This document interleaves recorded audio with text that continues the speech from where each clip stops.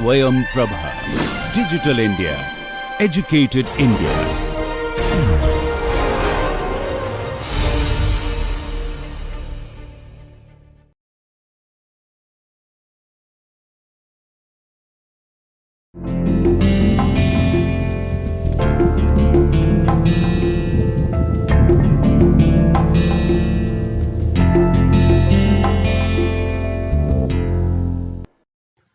Good morning everybody. Today we will discuss about ADI scheme and TDMA. ADI is alternate direction implicit. This is alternate direction implicit scheme and tridiagonal matrix algorithm.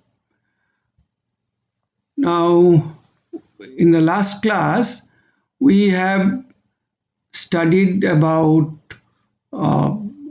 implicit schemes, and specifically we have nurtured with Crank-Nicolson implicit scheme. Now that was for one-dimensional unsteady state conduction. Let us consider two-dimensional heat conduction equation given by du dt equal to alpha d2u dx2 plus d2u dy2. Again, for the generality we have written u, but u signifies temperature here. So time derivative of u is time derivative of temperature equal to thermal diffusivity into del 2 temperature del x2 plus del 2 temperature del y2. U signifies temperature. We can straightforward, if we write explicit scheme, we can write uij at n plus 1 minus uij at n divided by delta t equal to alpha. Then within bracket we can write the central difference, finite difference quotient of u in x direction. That means ui plus 1j minus twice uij plus ui minus 1j, all are at nth level, divided by delta x square. This is central difference in x direction, and this is central difference in y direction. uij plus 1 minus uij plus uij minus 1, all at nth level. Let me repeat here.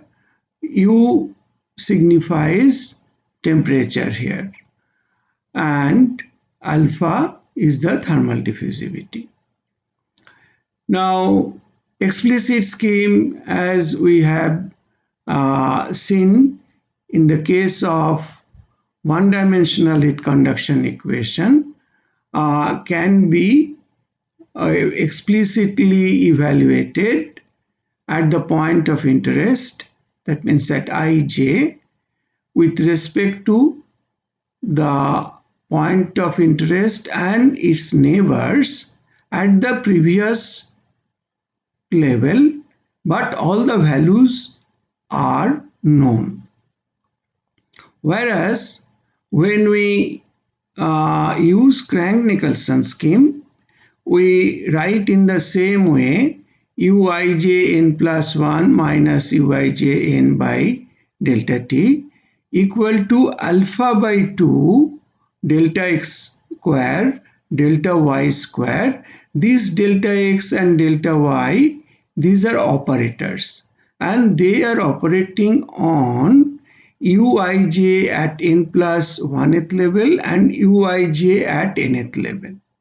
Since they are operating, they are supposed to operate on the dependent variable, but they are operating on the dependent variable at two different time levels, and we are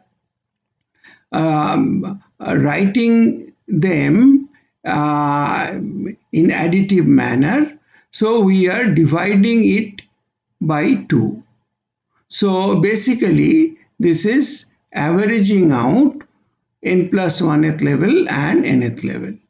So alpha by 2, then central difference operator operating on in x direction, operating on uij at n plus 1th level and nth level. Then again central difference operator in y direction, this will apply on uij at n plus 1th level and nth level. So we have shown here this operator, central difference operator in x direction, that means simply central differencing the dependent variable in the x direction. Similarly, del 2y is the central difference operator in y direction.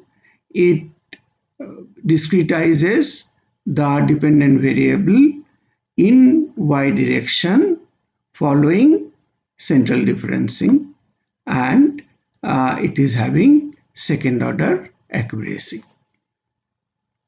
So this method is a two-step scheme which proceeds in two halves of each time step.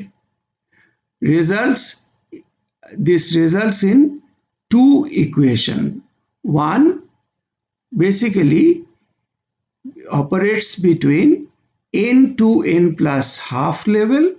Another is basically n plus half to n plus 1th level. So when we progress from nth level to n plus half level through a time step delta t by 2, we can see we apply central differencing operator on the dependent variable at central differencing operator in x del x2, we operate it on the dependent variable at n plus half level. Whereas in the other direction, it is operated at nth level. This is also central differencing operator in y direction, but it applies on the dependent variable at the known time level. And this is the way we proceed up to n plus half. Having progressed up to n plus half, we go from n plus half to n plus 1th level, and there again through time step delta t by 2, and there we can see that central differencing operator in x direction is applied on the dependent variable at n plus half level, and central differencing operator in y direction applied to the dependent variable at n plus 1th level. When we apply in the first step, n plus half is unknown. It is on the left hand side. It is also on the right hand side, because we can see that central differencing operator in x direction applied on the dependent variable at this unknown level. And again, from when we having known values at n plus half level, when we progress to n plus 1th level, then on the left hand side we write uij n plus 1 minus uij n plus half by delta t by 2. But on the right hand side we express uij, that means the dependent variable at n plus half level is discretized form, central difference discretized form at n plus half level. So dependent variable is discretized in x direction through central differencing, and it is at n plus half level, which we have known already from the previous step. But we write again the dependent variable at n plus 1th level, which is unknown in the second step. And this is again central differencing operator in y direction, but the dependent variables are written at n plus 1th level, which is unknown. And on the left hand side we can see the dependent variable is unknown at n plus 1th level. And that is how the implicitness comes when we express the discretized form of dependent variable on the right hand side in terms of unknown quantities. N plus 1th level values are not known. Similarly, in the first step, n plus half level values are not known. We see that here every step is an equivalent implicit scheme. At each step, a tridiagonal matrix is obtained that can be solved by Thomas algorithm. So, if this is the plane where we have the dependent variable distributed, here it is temperature, and a grid has been drawn, and then when from we are, and this is these are x and y directions, and this is time direction. So in time direction, here we progress n plus half, and then we write, as we stated earlier, we will write uij at n plus half minus uij n divided by delta t by 2 into alpha. This is central differencing on uij at n plus half level, and this is central differencing on uij in y direction at nth level. All nth level values are known, but n plus half level values are not known. And then we can rearrange these equations, in this form. And before that, we just define a equal to alpha delta t by twice delta y square, and b equal to minus alpha delta t by twice x square. A equal to minus alpha delta t by twice delta y square, and b equal to minus alpha delta t by 2 delta x square. So here we can see, we can write b into ui minus 1j plus 1 minus 2b uij plus b into ui plus 1j, all are at n plus half level. And we are supposed to determine uij, but uij cannot be determined alone. It is expressed in terms of ui minus 1 and ui plus 1j and ui minus 1j, so at n plus half level. So n plus half level, we cannot determine uij alone. We have to express uij in terms of its left neighbor ui minus 1j and its right neighbor ui plus 1j. On the other hand, in the right hand side, we can see what we write: uij at nth level, this term comes here, minus a uij plus 1 minus twice uij plus uij minus 1. Within this a, basically this alpha delta t and twice delta y square, these are absorbed, and all these are known. Now at n plus half level, we can anchor at each j station. For each j value, we can vary I equal to 1 to the maximum point. 1 to number of points are from 1 to I max.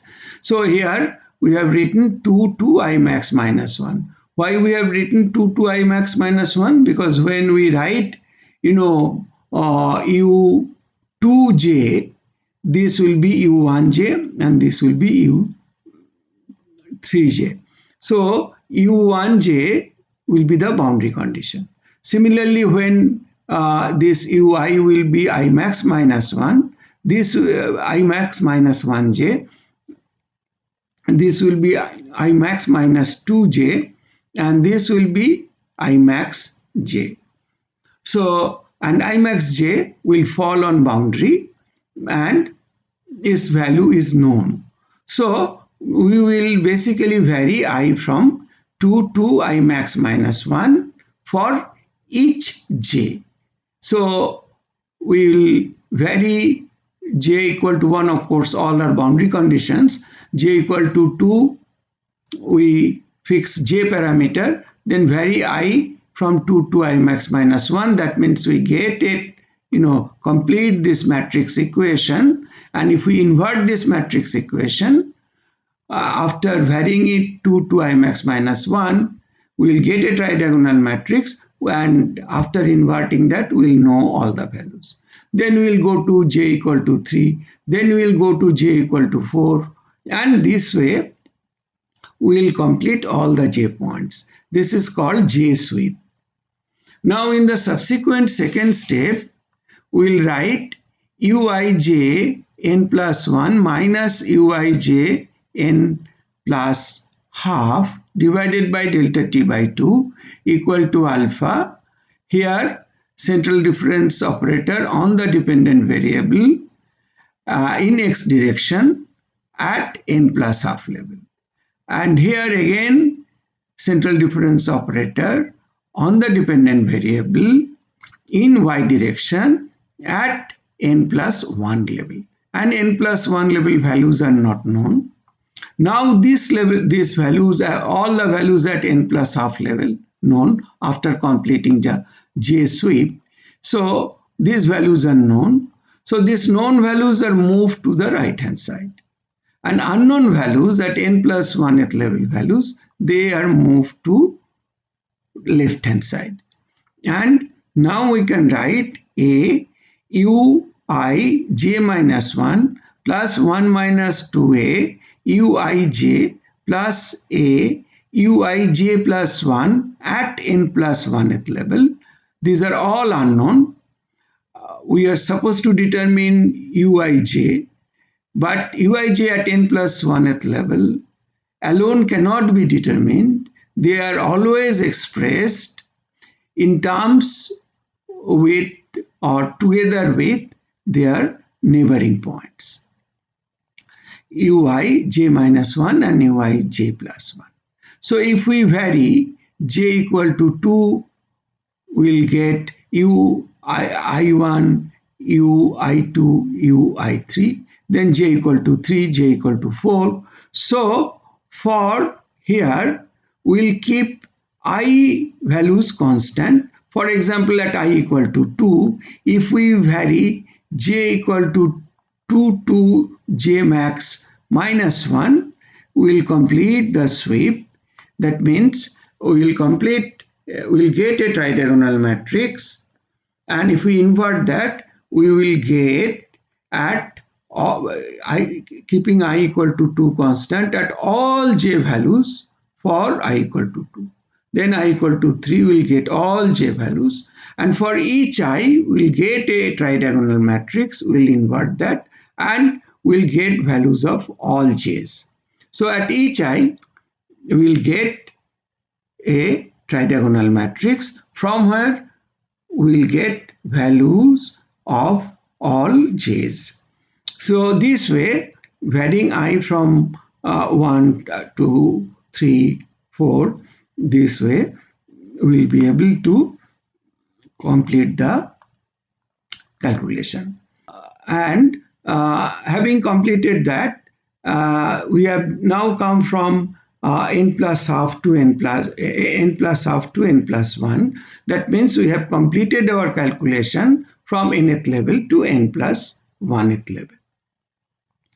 And this second order accurate in space and time, and this is called alternate direction implicit scheme. It is implicit in alternate directions. Once it is implicit in I direction, another t by 2, it is implicit in j direction. So Taylor series expansion around uij n plus half in either direction. So this uij n plus half in either direction means uij n plus 1th level, and from here uij at nth level. So this can be written by the basically Taylor series. This is in the forward direction, this is in the backward or rearward direction, and from there if we now try to write uij n plus 1 minus uij n from these two Taylor series, we will get del u del t into delta t plus 2 by factorial 3 del 3u del t3 del t cube del t by 2 cube. So we can see from here, if we express del u del t, this is inherently dropping the first order term, so in the truncated series. So this is second order accurate in time. That is why we are saying that ADI scheme is not only second order accurate in space, this is also second order accurate in time. Now this is about our implicit schemes. We have discussed fully implicit, we have discussed Crank-Nicolson implicit, and we have also discussed alternate direction implicit schemes. Now we will mention about a topic which is related to explicit schemes, because we are not adhering to only one type of schemes, implicit or Crank-Nicolson implicit. In some places we will see explicit schemes are more advantageous. But explicit schemes, we have to pay attention to major factor, which is basically stability. Now we'll discuss about errors and stability. There are two major sources of errors in the numerical solution obtained by approximating the PDE. One is discretization error. This is the truncation error plus errors obtained by other numerical approximations. And then round off error. Numerical error introduced for a repetitive number of calculations due to rounding off by the computer up to some specified decimal place. These errors get accumulated. The solution will be stable only if magnitude of error shrinks. As the solution progresses in the marching direction from n to n plus 1, the error has to shrink, or at the worst case it may stay at the same level, but it has to finally shrink for the convergence. So what is rounded off error? This is the numerical error introduced for a repetitive number of calculations in which the computer is constantly rounding the number to some decimal points. Depending on computer, sometimes it rounds up at 16 decimal place, sometimes it rounds up at 32nd decimal point, decimal place. Sometimes it is at 64th decimal place. So it depends on computer architecture. If A is the analytical solution of the partial differential equation and D is the exact solution of the finite difference equation, then N is the numerical solution. Difference between N, we will assume that in the when we reach convergence, basically N is equal to D. Now, discretization error is basically truncation error plus error introduced due to treatment of boundary condition, etc. This is A minus D. That means the exact analytical solution we do not get because of discretization error, which is basically truncation error plus error introduced due to treatment of boundary condition, the way first order, second order, accurate boundary conditions, same boundary condition, but it can be first order accurate, it can be second order accurate, they are applied. So these are the errors at the mathematical level, right? As I said, that A is the analytical solution and D is the exact solution of the finite difference equation. That means, it has no other error but truncation errors and the errors that come from implementation of the boundary condition. Same boundary condition can be higher order. So, but what is rounded off error? Rounded off error is we are expecting to get D always. And if we get D, we are really satisfied. But when we do the machine computation, we do not get D. What we get is N. And this discrepancy is because of round off error. So epsilon is N minus D, or you can say N equal to D plus epsilon. So what if we are expected to get D, but we are getting N because what is the difference is D is being modified or convoluted in a way through error, which is epsilon. Now this, then we can write, for example, in our unsteady state heat conduction equation, D temperature, D time, D uppercase T, differentiation of uppercase T, which is time, del T, del time, uppercase T, which is temperature, del T, del time, and equal to alpha del 2T del x2. Now this, or now here instead of T, we are expected to, we are getting N. Now if we are getting N, that means we are getting here, instead of dependent variable at n plus 1th level at point I, we can write di n plus 1 plus epsilon I n plus 1 minus the dependent variable at nth level. So this is di at nth level minus epsilon I at nth level. Because n is the solution, n is the temperature here, and instead of n, we will substitute that by d plus epsilon.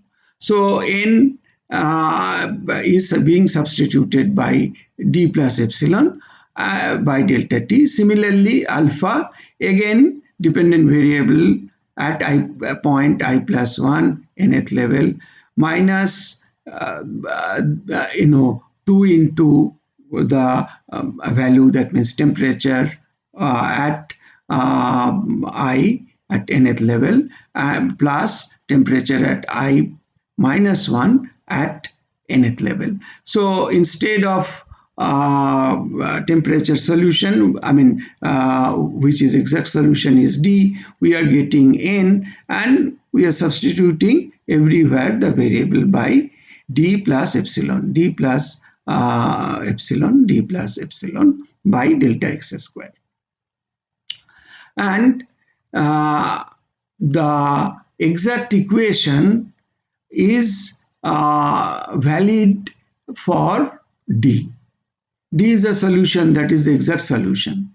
So this is given a number 3, and if that is subtracted from 2, we get a governing equation in error.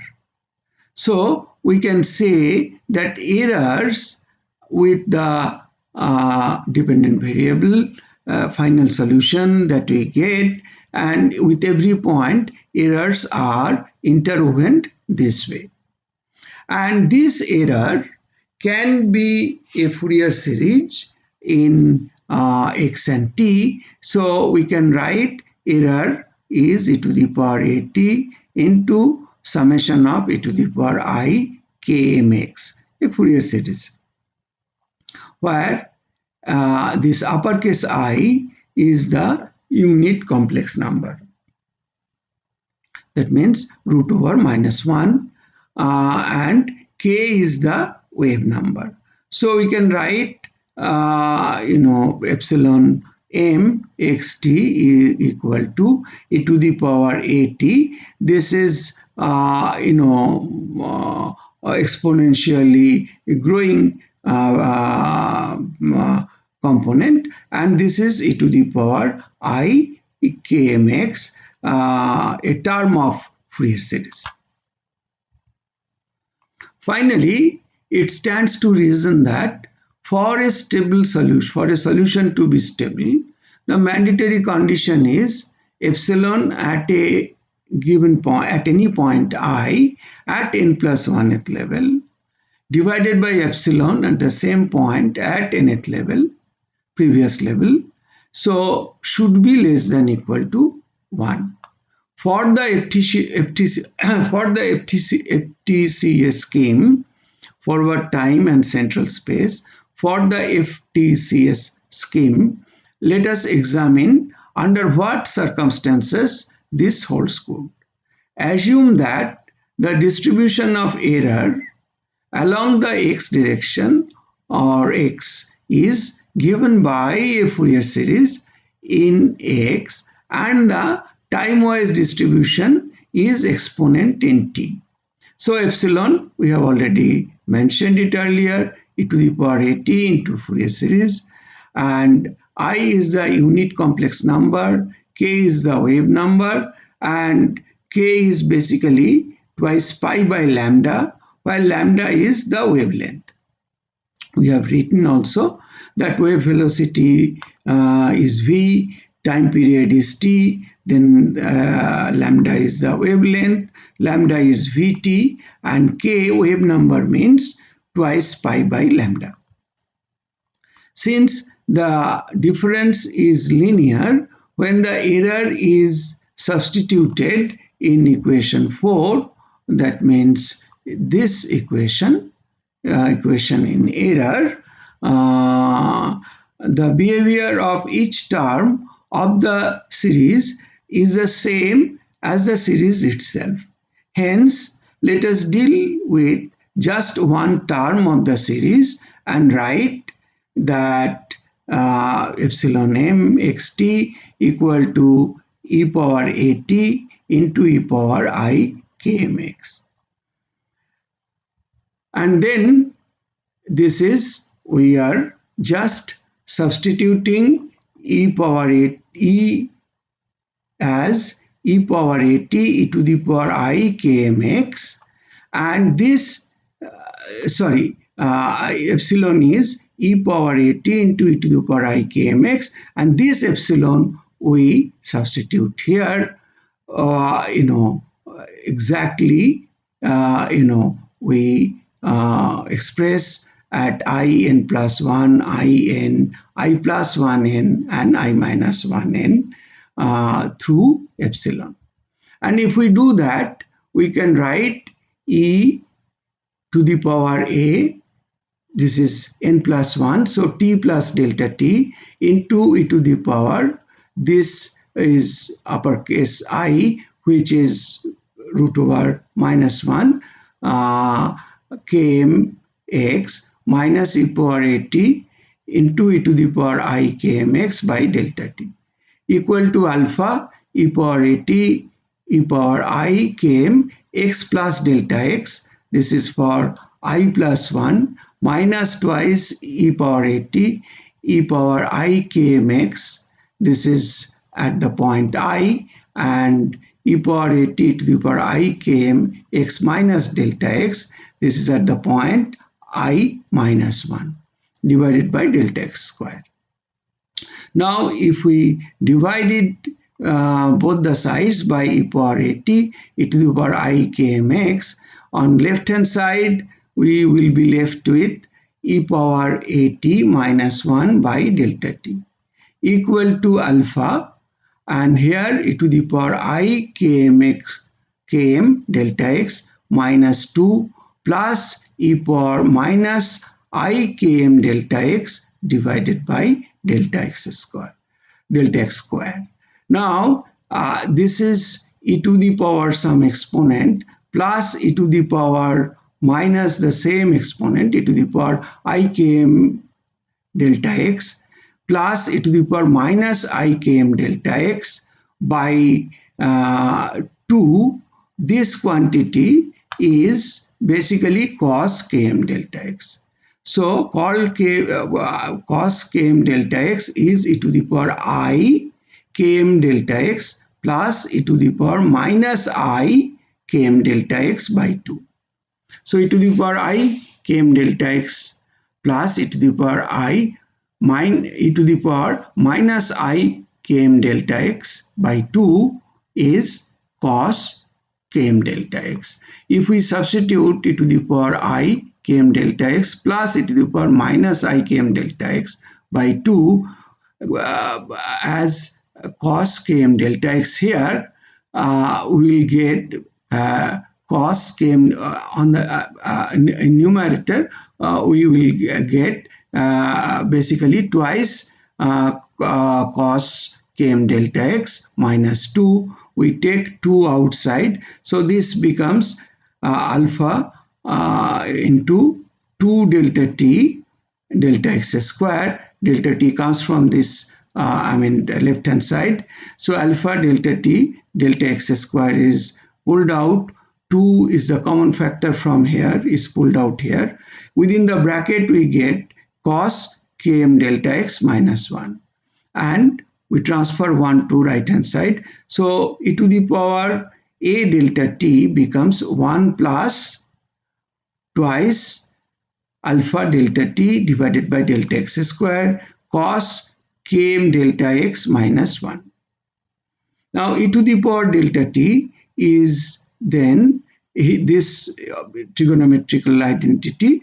From here we can write, this is basically cos theta minus 1. We can write twice sine square theta by 2. So sine square km delta x by 2, and this becomes 2 alpha delta t by delta x square with minus sign.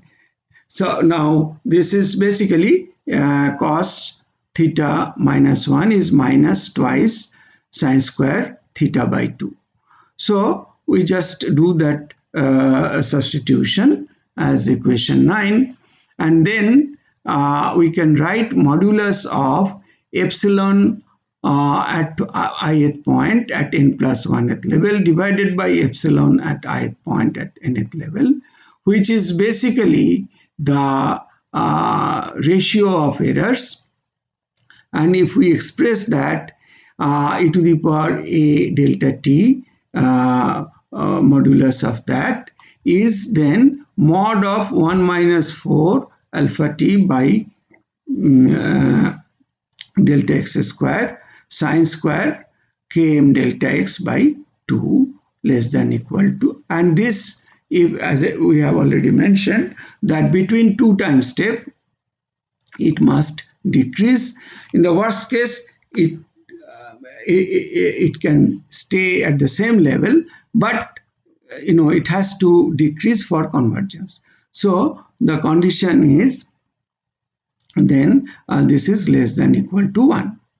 So that means this modulus of 1 minus 4 alpha delta t by delta x square sine square km delta x by 2, this modulus of this has to reduce, and this is modulus of this is called amplification factor G. So G has to be less than equal to 1. That means 1 minus 4 alpha delta t by delta x square sine square km delta x by 2. If modulus of that has to be less than equal to 1, then this has to be less than equal to 1. And then this part has to be greater than equal to 0. Then only modulus of this will be less than equal to 1. This is one condition which is always true because alpha delta t by delta x square is positive. This condition always holds.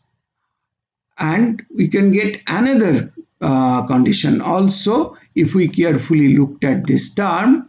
This has to be mod of this term has to be less than equal to 1.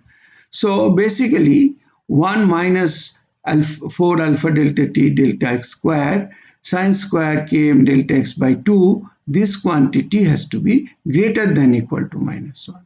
That means it can be minus 3/4, minus 1/3, minus half, something like that. So that again the modulus will become less than equal to 1. So thus 4 alpha delta t by delta x square sine square km delta x by 2 minus 1 is less than equal to 1. Just from here, logically we can write this. Now combining these two, we can write alpha delta t by delta x square. This has to be less than equal to half. Now this is called von Neumann stability analysis. Correct pronunciation is von Neumann stability analysis. Here the error is modeled as a Fourier series and the condition of shrinking error is applied. We obtain a condition for amplification factor. For one-dimensional heat conduction equation, we get this as alpha delta t by delta x square less than equal to t by delta x square plus alpha delta t by delta y square less than equal to half. For equal delta, if delta x equal to delta y, then it is less than equal to 1/4. And this number, this stability condition, this number is called grid Fourier number. We will learn more about it maybe later. So now we will come to the third part of our lecture. We have discussed about the alternate direction implicit scheme. We have discussed about stability, and now why we were always trying to go for alternate direction implicit or Crank-Nicolson problem, because we wanted to have a tridiagonal coefficient matrix, and this tridiagonal coefficient matrix has some special advantage. It can be inverted very easily. We will very briefly discuss about that, and the algorithm which is used for that is known as Thomas algorithm. This algorithm takes advantage matrix, Gaussian matrix solver applied to tridiagonal system. It transforms the coefficient matrix into a upper triangular matrix, and the solution then if we get upper triangular matrix through back substitution, very easily we can get the solution. So if let us consider, so this is coefficient matrix, this is unknown vector, and this is known vector. So coefficient matrix has diagonal terms d1, d2, d3, d4 up to dn, and it has immediate subdiagonal. So one element will be less. We are counting from b2, b2, b3, b4 up to bn. And immediate super diagonal, again one element will be less. We are starting with a1, a1, a2, a3, a4, an minus 1. And these are x1, x2, x3 up to xn. And right hand side, all known elements c1, c2, c3, c4 up to cn. Now LU decomposition can be viewed as the matrix form of Gaussian elimination. So this is applied on basically any can be applied on any matrix Gaussian elimination, but Gaussian elimination specifically for tridiagonal matrix system, if it is applied, it finally gives us effectively one upper triangular matrix, and from there we can get the solutions very easily through the back substitution. Apply this algorithm. What we do, we just change the diagonal elements and this right hand side vector, these elements, and just these two arrays are changed, d1 to dn and c1 to cn. And how these are changed? d1 new is di new is in general di old minus bi divided by di minus 1 into ai minus 1. So let us look at it. All these i's are basically indices for d's, b's and a's. So di new is di old minus bi, di old minus bi divided by di minus 1 into ai minus 1 old. These are for I equal to 2 to n. But di new is di old. So d1 is not changed. d2 is changed, like d2 new will be d2 old minus b2, we can see d2 old minus b2 divided by d1 into a1. So d2 equal to d2 new is d2 old minus b2 divided by d1 into a1. b2 old divided by d1 into a1. Now here we are writing old means just the available value. Whatever is the current available value, that is we are writing as old. And d1 new is d1 old. Similarly, c1 new is also c1 old, but c1 new from ci new equal to ci old minus bi divided by di minus 1 ci minus 1 old. So here also c1 new remains as c1 old, but from 2 to n ci values change this way, c1 old minus bi divided by di minus 1 into ci minus 1, and this is the most recent value available is the old value.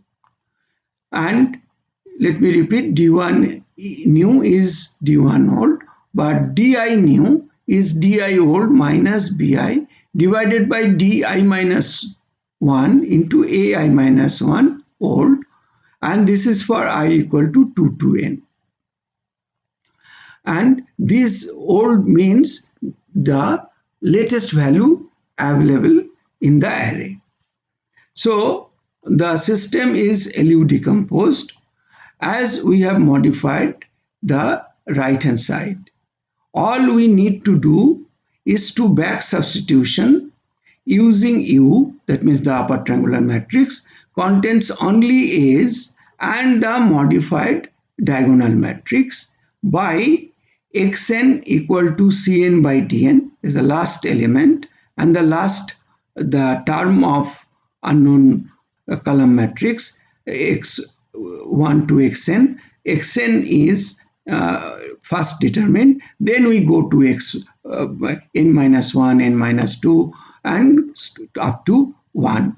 So xk is, this is back substitution, ck minus ak into xk plus 1 divided by dk, k equal to n minus 1, n minus 2, n minus 3 up to 1 back substitution. Basically, I am giving you a pseudo code for summarizing these steps. How to find out updated D1 and then D2 to Dn, updated C1, then C2 to Cn, and then back substitution xn, xn minus 1, xn minus 2 up to 1. See, this is a pseudo code within a do loop. Do I equal to 2 to n, this is basically for 2 to n. R is bi by di minus 1, and this is di, that di new actually is old di minus r is given by this into a I minus 1. And again C1 is known, C1 doesn't change, but from C2 we can write then Ci equal to Ci minus R is this into Ci minus 1. So D1 and C1 doesn't change, but D2 to N changes this way, C2 to N changes this way, this is, and the do loop ends this way. And then through back substitution, xn is cn by dn, and then I equal to 2 to n, we do the back substitution through another variable, j equal to n minus I plus 1, and this stands for back substitution, and do loop ends, and we get up to x1. Thank you very much for your interest and for your enthusiasm to listen to the lecture. Thank you.